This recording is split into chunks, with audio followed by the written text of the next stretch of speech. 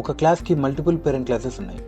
రెండు పేరెంట్స్లో same method ఉంటే first Python దేన్ని ఎగ్జిక్యూట్ చేస్తుంది?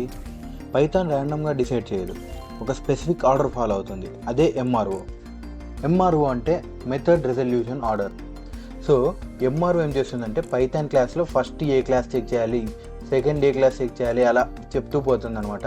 సో సింపుల్ ఎగ్జాంపుల్ చూసుకుంటే ఫస్ట్ ఏ అనే క్లాస్ చేసాం, దీంట్లో షో అనే మెథడ్ ఇచ్చేసి ఏని ప్రింట్ చేయమంటున్నాం.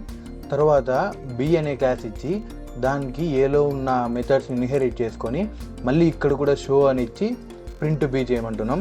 తర్వాత సి అనే క్లాస్ క్రియేట్ చేసి దీంట్లో కూడా ఏలో ఉన్న మెథడ్స్ అన్ని ఇన్హెరిట్ చేసుకొని ఇక్కడ షో అనే మెథడ్ ఇచ్చేసి సి ప్రింట్ చేయమంటున్నాం.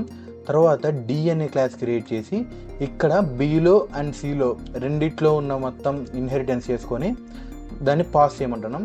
తర్వాత డీకి ఆబ్జెక్ట్ క్రియేట్ చేసి ఆ షో అనే మెథడ్ని కాల్ చేసి ఆ ఆబ్జెక్ట్కి ఎంఆర్ఓ ప్రింట్ చేయమంటున్నాం. సో ఇప్పుడు దీని అవుట్పుట్ చూసుకుంటే ఇక్కడ చూడండి, first B class main D, class main B, class main C. So ఇది వచ్చింది కదా. సో ఇక్కడ ఏమవుతుందంటే ఫస్ట్ డీని చెక్ చేయమంటున్నాడు, తర్వాత బిని, తర్వాత సిని, తర్వాత ఏని, తర్వాత ఆ క్లాస్ ఆబ్జెక్ట్ అనే క్లాస్ని ప్రింట్ చేసింది. సో ఇలా అయితే ఎంఆర్ఓ ఫస్ట్ ఏ క్లాస్ని చెక్ చేయాలని అయితే చూస్తుంది అనమాట. సో నెక్స్ట్ వీడియోలో నెక్స్ట్ టాపిక్ చూద్దాం. Until then thank you, bye, and don't forget to follow.